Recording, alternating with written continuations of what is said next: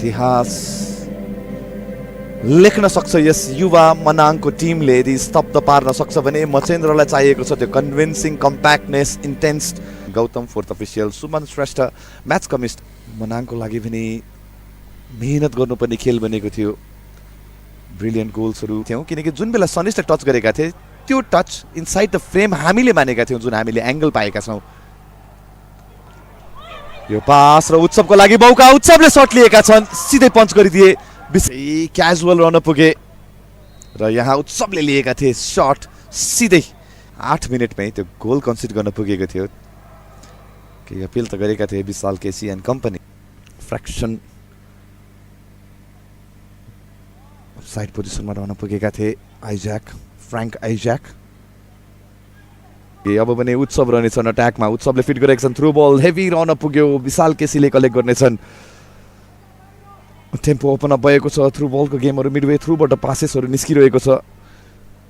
जुन कथा बनेको थियो फर्स्ट हाफमा, इजिली डिस्पोजेस बनेका थिए दुवै साइडका मिडफिल्डरहरू, त्यो गम्सागम्सीमै बितिसकेको थियो फर्स्ट हाफ र त्यो त पोजिसनको स्ट्याट्सले पनि देखाएको थियो। पहिलो त्यो टाइम पाए र हेभी रहन पुग्यो, जसको प्रेजेन्स रहेको थियो। टच लाइनमा उनले क्षमा मागिरहेका छन् प्रदीप, प्रवेश कटवाल निकै नै एनिमेटेड देखिएका छन्।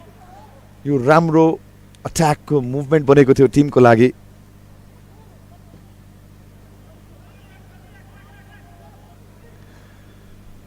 अपर्च्युनिटी त बनेको छ, फेरि पनि डिले गरेका छन् सनिसको लागि। फर्स्ट टाइम क्रसको असर आइज्याक र आइज्याकको यो हेडर एफर्ट पनि विफल तुलाइदिएका छन् विशाल केसी।